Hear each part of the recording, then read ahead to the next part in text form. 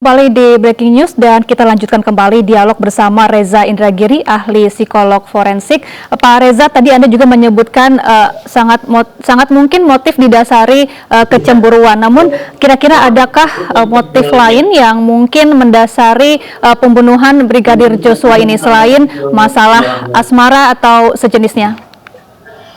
Perlu saya tandaskan bahwa saya tidak mengatakan bahwa peristiwa ini dilatar belakangi oleh motif kecemburuan, sama sekali tidak. Tadi saya ingin mengatakan bahwa dari perspektif psikologi forensik ada dua kemungkinan motif yang tentu saja harus diinvestigasi oleh pihak polisi, baik itu motif emosional maupun instrumental. Namun mengingat bahwa dalam peristiwa ini ternyata tersangka tidak hanya satu tapi berpuluh-puluh, maka memang harus disisir satu persatu. Siapa saja gerangan yang melakukan kejahatan itu dengan latar belakang motif emosional, dan siapa pula di antara mereka yang tergerak oleh motif instrumental. Jadi tetap harus disisir satu persatu, karena toh pertanggungjawaban secara pidana juga dilakukan secara individual. Jadi artinya dari beberapa pihak yang terlibat bisa memiliki motif yang berbeda-beda begitu ya dari kasus ini? Sangat tepat. Sebagai misal, pada waktu-waktu belakangan ini mulai ada narasi bahwa personil yang berpangkat katakanlah rendah tidak bisa berbuat apa-apa kecuali patuh pada perintah atasan mereka. Nah, ini merupakan satu dari 6 kondisi yang dari kajian psikologi diketahui bisa membuat seseorang dinyatakan tidak bertanggung jawab secara pidana. Nah, saya bicara tentang liability sesungguhnya, bahwa orang-orang yang melakukan tindak pidana karena berada di bawah tekanan yang sedemikian hebat bisa saja kemudian dinyatakan tidak bersalah. Yang bersangkutan sudah melakukan perbuatan jahatnya barangkali terbukti, tapi ada unsur pembenar, ada unsur pemaaf yang membuat yang bersangkutan pada akhirnya tidak dikenai hukuman. Tapi tetap saya mengatakan ini tanpa maksud untuk mendahului proses hukum. Tetap proses hukum yang harus kita ikuti sampai kemudian segala kemungkinan, segala spekulasi, segala bualan, segala kamuflase akan bisa terungkap di ruang sidang nantinya. Untuk motif yang mendasari tersangka utama yakni Verdi Sambo yang disebut memuat konten dewasa, seberapa kuat motif konten dewasa ini betul-betul memang benar mendasari kejahatan yang dilakukan oleh tersangka utama Verdi Sambo, Pak Reza? Narasi tentang konten dewasa yang dikemukakan oleh Pak Menko Polhukam tentu harus dielaborasi langsung ke beliau. Apa yang beliau maksud. Tetapi ketika saya menyimak perkataan beliau tersebut, terkenang oleh saya pernyataan Kapolres Jakarta Selatan dulu, yang menyebut-nyebut bahwa peristiwa ini didahului oleh pelecehan seksual. Saya tandaskan terlebih dahulu, bahwa saya berpihak terhadap korban kejahatan seksual. Korban kejahatan seksual harus mendapatkan hak-hak mereka sepenuhnya.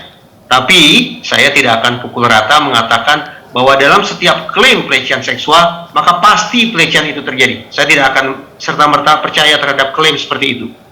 Dasar berpikirnya adalah begini, diketahui bahwa lazimnya aksi kejahatan seksual dilakukan di lingkungan, di wilayah atau di TKP yang dikuasai oleh pelaku. Apa maksud dikuasai pelaku? Maksudnya adalah si pelaku itu sebelum melancarkan aksi kejahatan seksualnya harus bisa memastikan jangan sampai di situ ada CCTV, karena CCTV akan bisa merekam tindak tanduk si pelaku. Jangan pula di situ ada sekian banyak orang, karena orang-orang tersebut akan berpotensi menjadi saksi. Harus pula dipastikan bahwa di wilayah atau di daerah tersebut tidak tersedia akses bagi korban untuk melarikan diri. Tambah satu lagi, si pelaku juga harus bisa memastikan bahwa segala barang bukti yang tertinggal akan bisa dia bersihkan. Nah, kalau ciri-ciri lokasi, ciri-ciri wilayah atau ciri-ciri TKP seperti yang saya utarakan barusan, maka masuk akal bahwa terjadinya kejahatan seksual bisa saja berlangsung di sana. Tapi sebaliknya, kalau ternyata wilayah atau lokasi yang disebut-sebut menjadi TKP pelecehan seksual itu berbeda dengan parameter yang saya utarakan barusan, maka patut kita bertanya, apakah sungguh-sungguh pelecehan seksual itu terjadi? Saya tidak tahu, tapi biarlah proses hukum yang membuktikannya. Ya, Pak Reza, kalau melihat tindakan pembunuhan yang dilakukan ini secara berencana, kemudian didahului dengan aksi penganiayaan terlebih dahulu, kemudian ada penembakan, lantas mengapa orang bisa sekeji itu, Pak Reza? Apa faktor apa saja yang biasanya mendasari orang berbuat keji? Baik. Ini kembali ke pokok bahasan kita tentang motif. Hmm. Lazimnya, ini kita berpikir tentang pelaku kejahatan yang rasional ya, yang sehat ya. Kalau tidak waras tentu tidak relevan kita diskusi tentang ini. Pelaku kejahatan, apalagi untuk kejahatan yang besar, tentu akan merancang, mendesain aksi kejahatannya dengan cara-cara yang terukur, dengan kalkulasi yang matang. Termasuk memastikan bahwa perilaku dan instrumen yang digunakan untuk kejahatan tersebut harus efisien. Misalnya, kalau bisa menghabisi korban dalam jarak dekat hanya dengan 1 peluru, kenapa kemudian sampai sekian banyak peluru? Yeah. Kalau korban bisa dilumpuhkan dengan hanya tembakan, kenapa kemudian harus disertai dengan penyiksaan dan segala macam? Nah, ini menunjukkan bahwa tampaknya ada indikasi perbuatan jahat tersebut tidaklah efisien. Karena tidak efisien, maka ada kemungkinan motif si pelaku bukanlah motif instrumental, tapi motif emosional. Karena luapan emosilah yang menghilangkan rasionalitas si pelaku. Karena emosilah yang membuat si pelaku tidak lagi berpikir tentang kalkulasi kejahatan. Dia biarkan instrumennya boros, dia pakai tindak tanduk atau perlakuan yang kebablasan, dia biarkan sekian banyak barang bukti berceceran. Nah, itu sekali lagi merupakan penanda bahwa boleh jadi aksi kejahatan didahului oleh motif emosional, bukan motif instrumental. Ya, Pak Reza, selanjutnya saya ingin mengajak Anda untuk melihat kembali kemunculan istri Verdi Sambo di Makobrimob beberapa waktu lalu, di mana Putri Chandrawati menangis di hadapan media, kemudian menyampaikan bahwa dirinya masih mencintai suaminya Verdi Sambo dan memaafkan atas kejadian yang menimpa keluarganya. Bagaimana Anda melihat hal ini, Pak Reza? Pertama, dari pemberitaan di media massa, sepengetahuan saya, ibu ini adalah pelapor di Polda Metro Jaya. Pelapor terkait dengan dugaan pelecehan seksual. Itu yang beliau katakan, itu yang penasihat hukum beliau katakan. Nah, sayang beribu sayang, tampaknya sudah terjadi pelanggaran terhadap Undang-Undang Penghapusan Kekerasan Seksual. Apa pasal? Salah satu atau bahkan beberapa pasal di dalam Undang-Undang TPKS menyebut bahwa kerahasiaan identitas harus dijamin. Semua pihak harus atau wajib menjaga kerahasiaan identitas korban.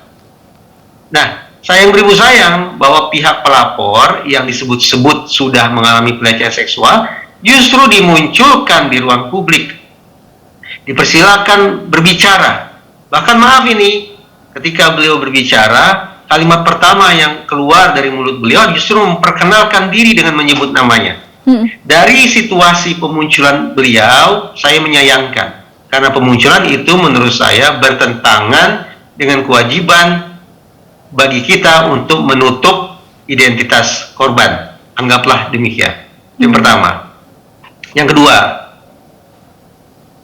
kalau memang beliau adalah korban pelecehan seksual, sepanjang pengetahuan saya, kejahatan seksual adalah kejahatan yang serius. Maksud serius adalah kejahatan seksual memunculkan dampak psikologis yang amat sangat dahsyat bagi korbannya. Mari kita lakukan perbandingan. Korban kecelakaan lalu lintas, anggaplah ada 100 korban yang mengalami guncangan hebat, tanda petik hanya 15% saja. Tapi kalau kita bicara kejahatan seksual, dari 100 korban, 80% diantaranya akan mengalami guncangan yang sangat dahsyat. Berangkat dari hasil penelitian sedemikian rupa, berarti ditolak dari asumsi bahwa korban kejahatan seksual mengalami guncangan yang hebat. Jadi pertanyaan, mengapa ada situasi ketika orang yang disebut sebagai korban pelecehan seksual justru muncul di hadapan publik, menyampaikan kalimat ke media, dan itu dikondisikan sedemikian rupa oleh penasihat hukum beliau sendiri. Nah, alhasil masuk akal kalau kemudian masyarakat bertanya-tanya, adakah kesesuaian antara profil korban dengan hasil penelitian? Yang saya katakan tadi, bahwa korban kejahatan seksual mengalami guncangan psikologis yang hebat. Baik, Pak Reza, kemudian LPSK juga menyebut bahwa Putri Chandrawati selama ini tidak kooperatif dan rasanya tidak membutuhkan perlindungan dalam pemeriksaan kasus ini. Kira-kira apa yang mendasari saksi Putri Chandrawati menjadi demikian begitu? Sekali lagi saya harus tandaskan terlebih dahulu bahwa saya sepenuh hati memberikan simpati kepada korban kejahatan seksual secara umum. Nah, dari situ ingin saya secara spesifik memberikan pandangan begini. Mereka-mereka yang berstatus sebagai korban, apalagi korban kejahatan seksual yang memunculkan guncangan tak terperi, tentu saja mereka butuh bantuan. Kalau mereka butuh bantuan, sudah seharusnya lah mereka kooperatif terhadap pihak-pihak yang akan memberikan bantuan tersebut. Yeah. Karena dengan sikap kooperatif, maka akan terbuka lapang ruang pengobatan bagi para korban kejahatan seksual. Nah, sekarang kita balik. Kalau kemudian secara umum ya, ada korban kejahatan seksual yang enggan untuk kooperatif. Dengan kata lain, enggan untuk menerima tawaran bantuan, tawaran pengobatan, tawaran perlindungan, maka sekali lagi patut kita cermati seberapa jauh kesesuaian antara profil tersebut dengan hasil penelitian terkait dengan korban kejahatan seksual yang mengalami guncangan hebat dan niscaya butuh pertolongan. Iya, Pak Reza dan pemirsa, kita juga sudah terhubung dengan ayah almarhum Brigadir Joshua, Pak Samuel Huta Barat. Selamat siang, Pak Samuel. Selamat siang. Ya, Pak Samuel, kabarnya Anda sudah berkomunikasi dengan keluarga Baradae. Apa betul apa yang Bapak sampaikan kepada keluarga Baradae? Tadi malam memang kami sudah terakhir berbicara dengan pamannya Baradae. Beliau menyampaikan keluarga perminta maafan. Tentu di situ saya bilang saya bukan tidak mau memaafkan, tapi saya tidak mau mendahului pengadilan. Kita tunggu dulu proses pengadilan. Sesudah itu. Sedangkan sekarang kan belum ada yang ditetapkan secara pengadilan tersangka. Jadi kalau sudah ada keputusan pengadilan nanti, itulah kita bicarakan lagi. Itu yang saya bicarakan tadi malam. Lalu apa yang disampaikan keluarga Baradae kepada Bapak? Mereka katanya tidak mengetahui semua kejadian ini. Apa yang dilakukan oleh Baradae itu tanpa sepengetahuan keluarga. Itu yang disampaikan paman Baradae. Baik. Kemudian adakah pembicaraan mengenai pergantian pengacara Baradae? Mengapa Baradae kemudian tiba-tiba mengganti pengacaranya? Waktu kami tadi malam melalui satu TV, belum ada dibicarakan soal sana. Baru pagi ini saya tahu dari media bahwa pengacara Baradae sudah diputuskan hubungan dalam keadaan surat ditunjukkan di TV itu dalam keadaan diketik, bukan tulis tangan. Ya, Pak Samuel, sebetulnya seperti apa kedekatan almarhum Brigadir Joshua dengan Baradae selama ini? Kalau soal kedekatan Baradae dengan almarhum, kami tidak mengetahui. Soalnya kami secara fisik belum pernah bertemu dengan Baradae. Ke rumah Pak Ferdi Sambo pun kami belum pernah ke sana.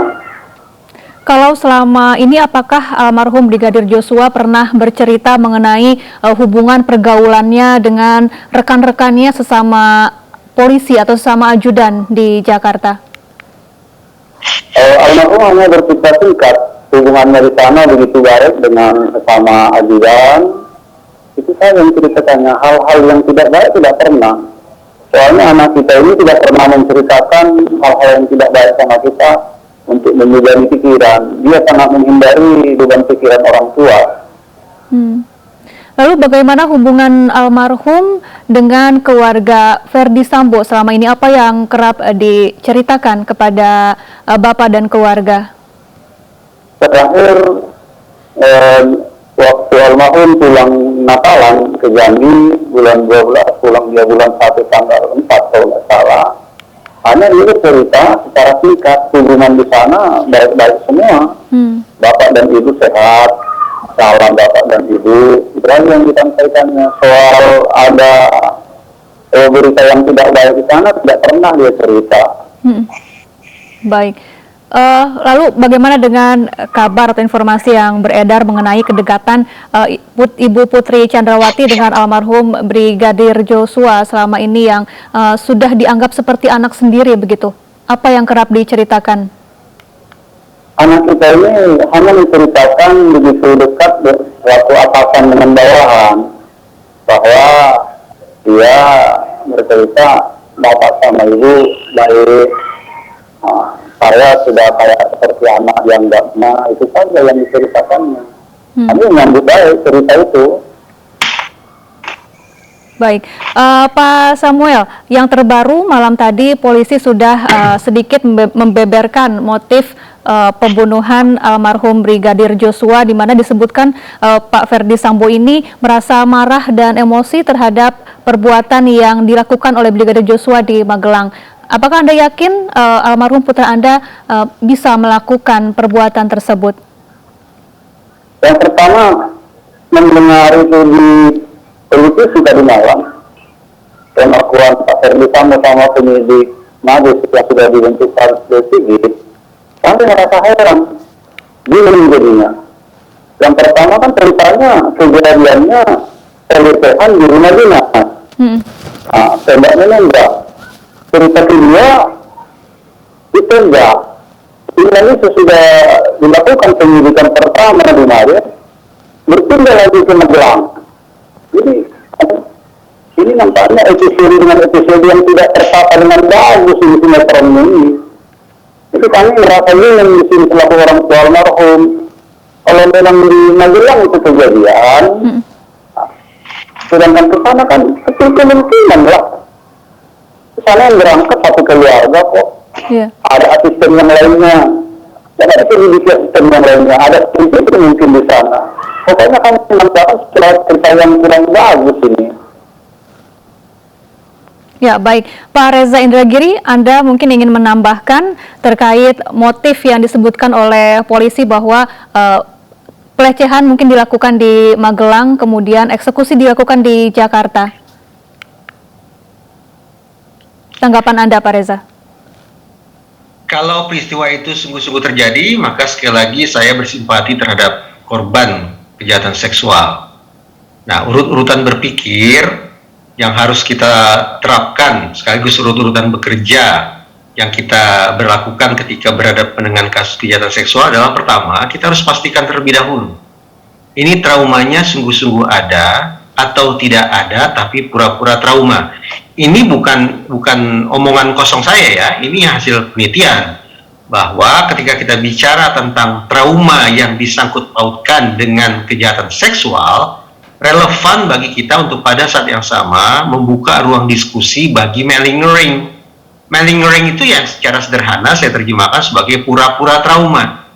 Kalau definisi ilmiahnya, malingering adalah perekayasaan berencana, baik terhadap kondisi fisik maupun kondisi psikis dengan tujuan mendapatkan manfaat hukum tertentu. Nah, itu arti ilmiah dari malingering. Nah, kembali ke pokok persoalan, pertama yang harus kita pikirkan dan yang harus kita kerjakan adalah membuktikan ini sungguh-sungguh ada traumanya ataukah tidak ada namun pura-pura trauma. Yang kedua, kalau memang sungguh-sungguh ada trauma, penyebabnya apa? Harus bisa dipastikan. Nah, kenapa ini menjadi relevan? Dalam situasi ketika di situ berlangsung lebih dari satu peristiwa yang bisa berefek traumatis, misalnya ya, ini misalnya, hanya misalnya. Di situ ada pelecehan seksual, di situ ada penyiksaan, di situ ada pembunuhan. Itu kan rangkaian peristiwa yang traumatis. Maka poin nomor 2, ini traumanya terkait yang mana?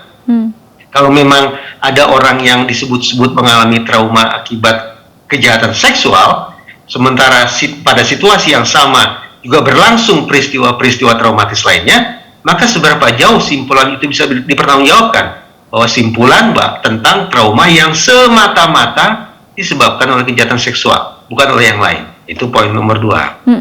Yang ketiga, kalau saya tandaskan, kalau memang traumanya semata-mata, tak lain tak bukan, definitif, mutlak disebabkan oleh kejahatan seksual, maka harus dicek siapa pelakunya. Nah, menjadi kesulitan kita adalah kalau ternyata orang yang disebut-sebut sebagai pelaku itu sudah meninggal dunia. Narasi yang terbangun tentang pelecehan seksual atau kejahatan seksual nyaris tidak ada gunanya. Tidak ada guna bagi orang-orang yang disebut sebagai pelaku tapi kadung meninggal dunia. Mereka tidak bisa membela diri. Padahal keputusan tentang terjadi atau tidak terjadinya pelecehan seksual haruslah memperhatikan semua pihak, tidak hanya boleh sepihak. Itu satu. Dan juga ini menjadi narasi pelecehan seksual yang maaf sia-sia bagi korban. Kenapa? korban tidak bisa mendapatkan manfaat apa-apa kalau peristiwa itu terjadi, sementara orang yang disebut sebagai pelaku sudah tidak ada. Misalnya, salah satu hak korban kejahatan seksual adalah restitusi atau ganti rugi dari pelaku. Namun ada syaratnya. Restitusi atau ganti rugi itu hanya dikenakan kalau pelaku divonis bersalah. Nah, kalau kemudian ternyata orang yang disebut sebagai pelaku itu sudah tidak ada, maka dipastikan juga tidak akan ada vonis, karena tidak akan ada proses hukumnya. Itu sebabnya tadi saya katakan, saya tidak tahu apakah ini sungguh-sungguh terjadi atau tidak pelecehan seksualnya. Tapi yang jelas, ketika narasi pelecehan seksual itu dikumandangkan sedemikian rupa, patut kita berhitung apakah narasi ini akan bermanfaat ataukah tidak, dengan melihat keberadaan orang yang disebut sebagai pelaku dan juga manfaat bagi orang yang disebut sebagai korban. Iya, Pak Samuel, sesaat sebelum putra Anda meninggal dunia, apakah Anda sempat berkomunikasi dengan almarhum Brigadir Joshua? Adakah yang disampaikan kepada Anda mungkin selama berada di Magelang? Selama almarhum di Magelang, saya dengan almarhum tidak ada komunikasi.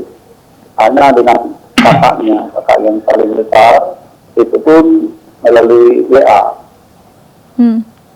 Apakah almarhum Brigadir Joshua pernah menceritakan adanya ancaman yang pernah ia terima? Karena beberapa saat lalu sempat muncul informasi bahwa almarhum Brigadir Joshua sempat menyatakan hal tersebut kepada kekasihnya.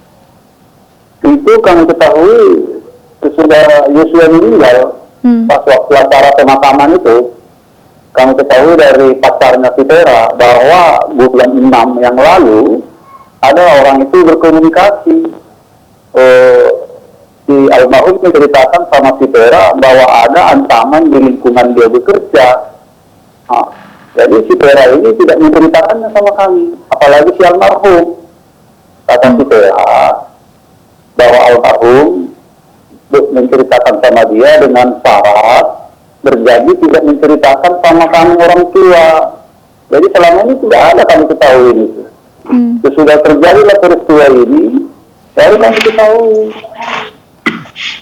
Baik, ya Pak Reza, ini kekasih dari Brigadir Joshua mengaku bahwa Brigadir Joshua sempat mendapatkan sejumlah ancaman beberapa saat sebelum peristiwa di Duren 3. Bagaimana tanggapan Anda melihat ini dengan kaitannya terhadap aksi pembunuhan ini?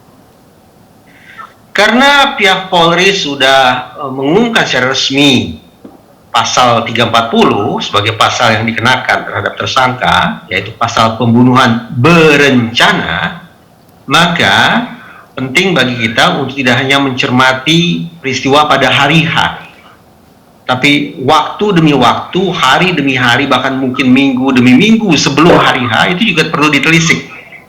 Karena proses perencanaan butuh waktu, dan waktunya tersedia pada, tadi saya katakan, hari-hari sebelumnya kah, atau minggu-minggu sebelumnya kah. Nah, di hari-hari sebelumnya dan di bulan-bulan sebelumnya, kemungkinan ancaman itu menjadi suatu hal yang sangat realistis, menjadi suatu hal yang sangat mungkin dan sangat relevan diinvestigasi oleh pihak kepolisian. Saya pikir tidak terlalu sulit andaikannya informasi tentang ancaman itu dalam bentuk tertulis, gitu ya. Misalnya mendiang Brigadir Y menyampaikan kekasihnya tentang ancaman itu diceritakan secara tertulis, maka itu akan bisa dirisiko lebih jauh. Nah, demikian pula karena sekarang sudah diamankan oleh pihak Polri sekian puluh oknum, maka mudah-mudahan mereka sadar. 1 bulan lalu barangkali mereka semua masih semangat dengan jiwa korsanya, bahwa kita satu suara, bahwa kita punya loyalitas yang sama, kita berada pada gelombang yang sama. Tapi hari demi hari belakangan ini, mudah-mudahan puluhan orang itu sadar bahwa jiwa korsa terhempas ke lantai, dan yang ada di depan mata mereka adalah pertanggungjawaban secara pidana. Dan pertanggungjawaban pidana sifatnya adalah individual. Dengan kesadaran macam itu, sungguh-sungguh saya berharap bahwa puluhan oknum tersebut tumbuh kesadaran bahwa tidak ada gunanya lagi menutup-nutupi apapun, buka semua segamblang-gamblangnya, dengan harapan sikap kooperatif macam itu nantinya akan bisa meringankan hukuman mereka andaikan mereka divonis bersalah. Tapi sebaliknya, Kalau mereka memilih untuk menutup-nutupi rangkaian peristiwa yang sesungguhnya, termasuk menutup-nutupi kemungkinan adanya ancaman-ancaman itu, lalu hakim menilai ini sebagai sikap yang berbelit-belit, sikap yang mempersulit proses penegakan hukum, sikap yang mempersulit terungkapnya kebenaran, maka jangan salahkan hakim kalau suatu saat nanti hakim justru menjadikan itu sebagai unsur pemberat hukuman kepada mereka. Ya, terlebih kabar eskrim juga menyebutkan bahwa dengan diterapkannya pasal 340 pembunuhan berencana, maka kemungkinan kecil adanya insiden pelecehan seksual dalam kasus ini ya, Pak Reza. Anda bisa menambahkan?